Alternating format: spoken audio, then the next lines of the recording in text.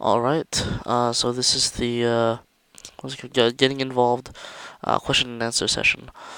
So what I've decided to do for this video, I decided to go through the 5 questions really quickly, and for number 6, you know the notes. I would go over that at the end. So let's see how this goes. Number 1, did I relate? Sorry. Did I relate to this video? Yes, but because as you can see, like this is my notes that I took during the video. The sheer number of notes, because usually my notes only end up here. Um, just based on the sheer number of notes, I really related this video, partially because, one of those kind of people who try to be well-rounded. Before I knew what exactly the definition was. I mean, now I know. Now I know what I need to do. Number 2, does this video inspire me to create action? For me personally, no, because I already do too much. But it does inspire me to take the action of showing this to um, uh, members of the Wakefield Asian Coalition. The Wakefield Asian Coalition is an organization that I'm starting this coming senior year. It's never been done before. It's like a cohort for Asian kids. Sort of like the Asian version of the Black and Hispanic cohort, which Yoel and Luis are part of. They're not here. I'm talking to their chairs, but the French fries, yeah. So yeah, I want to show that video to them just because it's explains a lot. Number 3? Who was the best interviewee? Definitely the band guy. The band guy had an abundance of quotes. Here he said during one of his band trips, he said that his coach, I think, composer or coach, not sure, that the composer said it's not about competition, it's about self-improvement.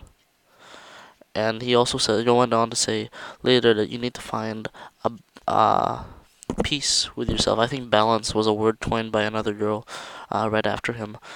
So he stated that we needed to find peace within ourselves to stop wanting more. I mean, that's important. That's really important to realize, because everybody has their limits, and he's on point with all of those. And I will explain that when I get to the notes. Number 4. What is the point of the video in my own words? I don't know what I wrote down. To reveal the attitudes about being well-rounded. I read a book called The Courtier. It's a pretty old book, written during the Renaissance. Voltaire, I think. No, I have no idea. Some French dude. They were all French. Some French dude. So it's basically a book about trying to be like the perfect gentleman, like the perfect prince. This is not Machiavelli's. It's not Machiavelli's The Prince, because that's a political book. This is purely about how to become like that guy that you see in the movies. Back in the day. It said a lot. It basically said be well-rounded. Like I had to read the whole thing to figure out this is just a book about being well-rounded. It's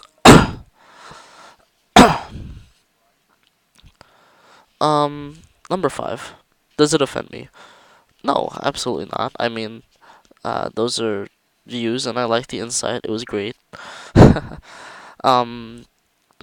But I like how it's well-roundedness. It's really over-exaggerated. Because there's really like people think that you need to be well-rounded. Like you need to have all of this, all of this, all of this, all of this. You need to be good at everything. I tell you, that's impossible. That is impossible. I have tried. It doesn't work like that. But actually, in the process of me trying to be well-rounded, I found something that I really liked, and I want to specialize in chemistry. chemical engineering, that sort of stuff. Science, mostly. A little bit of math. I hate English. um, yeah, I mean, I guess if you try to be well-rounded, you'll find something that you're good at and you want to stick with it later on. So I guess well-rounded, like trying to be well-rounded is a good thing, because you get some skills along the way that you might not need, like you might not care about at the time, but when you're doing something that you like, that skill might come in handy. And number six, my favorite part, the notes. The one girl who quote, and I quote, I wanted to be that preppy girl. Um, I wanted to be, I actually don't know what I wanted to be. I just wanted to be me. Uh, me and all my weirdness as a French fry. We do not discriminate against French fries. um, yeah. Uh, Somebody said awards equal self-confidence, and that also comes from academics also. So you see yourself, you get an A, you're just like, oh yes, good job. But and then awards, like you're like, yes, it's mine. Yeah, it is it really does inspire self-confidence. That's probably why I'm more of an extrovert right now. um, yeah, it's just sad that like the other people who don't get the awards, they might not have the self-confidence that other people have. The people who do get the awards, they have self-confidence most of the time, I think. It's what I've seen. Um, and I like the British guy again. I don't know if he's British or not. It's just his accent sounds cool. He said he didn't realize writing was an expression, and that's true. Like the way English teachers taught it when I was in elementary school in the Philippines, it was just sort of like write this, all vocab words, um, all grammar. I didn't really understand the point of it because I could already speak English. I was the best. This was in the Philippines, so I was the best English speaker in the class. Like I had a perfect English accent, actually Texan accent at the time. Not sure why. Um, he said that the band guy said that he was doing band, and I just thought that, oh wow, I wish I could do that because I have tried band. I played the clarinet. I am musically retarded. I will never be able to play an instrument. I swear.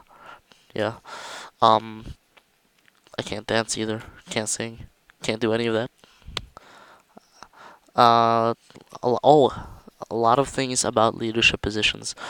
Um, I know that colleges do like to see that you've taken an initiative, but really, the number of leadership positions doesn't matter. It's the leadership position that you make an impact in.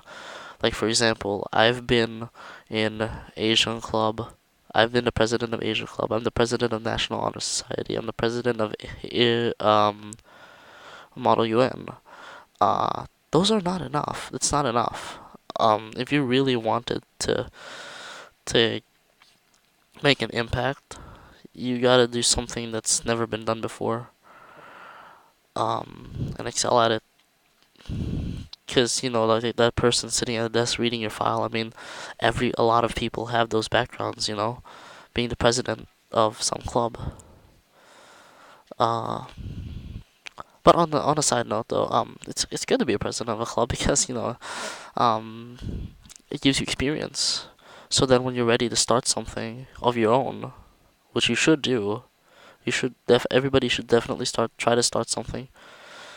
Even if it's a failure, failure it's not done. Failure is another opportunity to improve on something and make it better. That's failed a couple times. Uh, like for example, with me, I'm trying to make an Asian cohort, something that's never been done before, but that's only because I've been in all those leadership positions and I know what to do. With the help of my counselors, of course. It's not about competition, it's about improvement. It's me with tennis. Like it was always so competitive. Like I tried so hard to beat those 6-footers. never really worked out very well. But I did learn something. Like instead of focusing on the result, why don't I focus on what's happening to me now? Like what I'm getting out of this, and what I got out of it is, I have improved a lot. I used to be a 3.5 tennis player. That's like the skill level. Skill levels go from 1 to 7. I was a 3.5, but now I'm a 4.5. So, and I can destroy my dad completely. But my brother's catching up. He's a 4.5 too, but he's 15. He's a 4.5 also, and I'm having a lot of trouble beating him. So, I like to go through said balance and intellectual freedom. I thought those were really key words that people should pay more attention to, and peace with oneself. It's I don't like keep trying to demand more and more of myself.